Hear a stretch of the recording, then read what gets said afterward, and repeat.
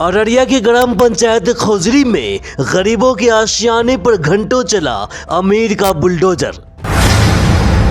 यहाँ पे देखिए किस तरीके से एक आदमी को बर्बाद करने के चक्कर में लगा हुआ है। तीर और फट्टा लेकर के आ गया है। तीर और जानलेवा हथियार से लैस होकर जमीन पर कब्जा कराते रसूखदार के अपराधी सिपाही।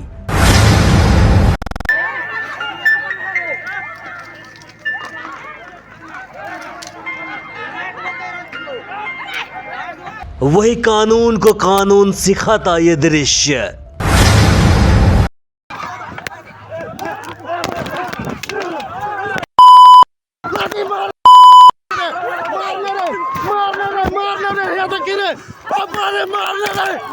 गांव में एक कहावत है, जड़ जोड़ू और जमीन उन्हीं की होती है जिनके पास बल और कुव्वत होता है। यानी जड़ जोड़ू जमीन जोड़ की, नहीं तो किसी और की। और यह भी हकीकत है, दुनिया में सारे फसाद की जड़ यही तीन चीजें हैं। और यह भी हकीकत है, मरने के बाद ये तीन चीजें दुनिया में यही धरी की धरी रह जाती है। लेकिन झूठी शान और शौकत की वजह से एक व्यक्ति दूसरे व्यक्ति के जान के प्यासे रहते हैं।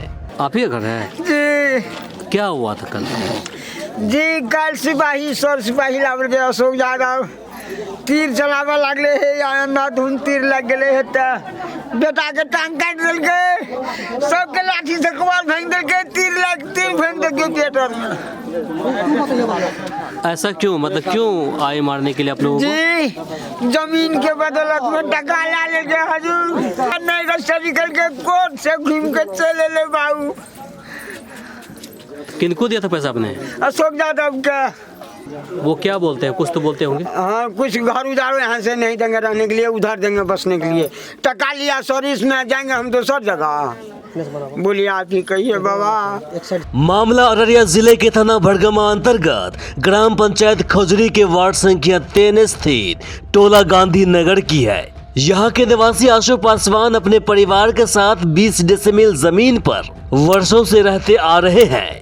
शुरुआती दौर में आशु पासवान अपने परिवार के भरण पोषण के लिए स्थानीय कथित जमींदार अशोक दास के यहाँ बंधुआ मजदूर की तरह रहकर पेट की भूख मिटाने लगे। वर्षों तक इनकी गुलामी करने के बाद मजदूरी के तौर पर बसने के लिए आशु पासवान को एक नदी के धार के किनारे जमीन दी गई। बदले में कई और साल तक इन्हें दास और उनके परिवार की गुलामी करनी थी। वक्त बदल गया और नई पीढ़ी को इनकी गुलामी करने से नागवारा गुजरा और फिर मनाही हो गया। फिर क्या था, तेईस में आकर अशोक दास ने जमीन वापस करवाने के लिए हर रोज नए नए हथकंडे अपनाने लगे।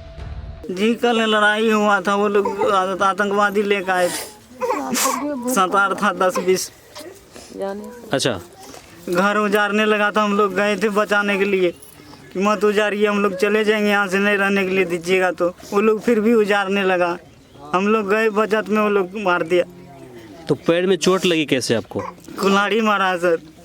कुल्हाड़ी से काटा पैर को? जी लड़ाई हो रहा था, हम गए अपने पापा को बचाने के लिए, ऊपर से आकर के मार दिया।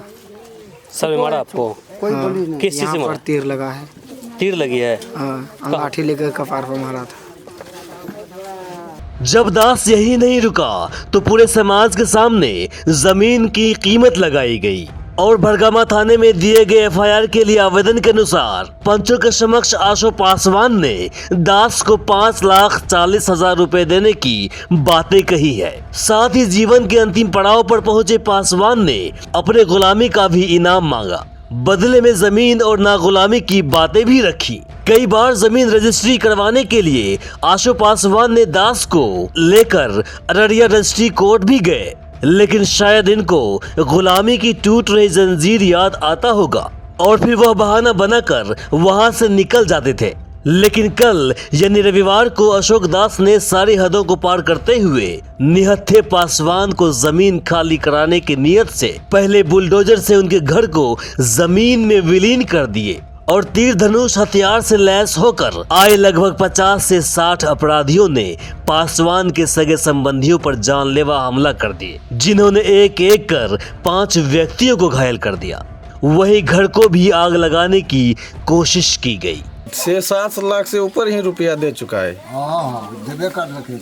अच्छा, सभी लोग जानता है। तो ये जमीन उनको लिख नहीं रहे क्या? वो जमीन निकले रहा है ये बस। यहीं तक देखिए, बार बार ये घटना एक ही बार हुआ थोड़ी, बार बार करता है। कुछ दिन कर देता है, फिर कुछ दिन के बाद आराम हो जाता है, फिर आता है, फिर कर देता है। तो समाज के लोग यहाँ बचाने के लिए आए थे? आपको ही मार लगी? कौन मारे आपको? वही सिपाही सब था, 1-2 दर्जन था, 40-50 तो अलग से बाहर से सिपाही ला। कौन कौन से हथियार थे हाथ में उनके? हाथ में देखे ऐसे भला फरसा, तलवार और 3 नॉट बंदूक जो भी थे सब थे। गोली बारूद अलग में लेकर के बैठे थे।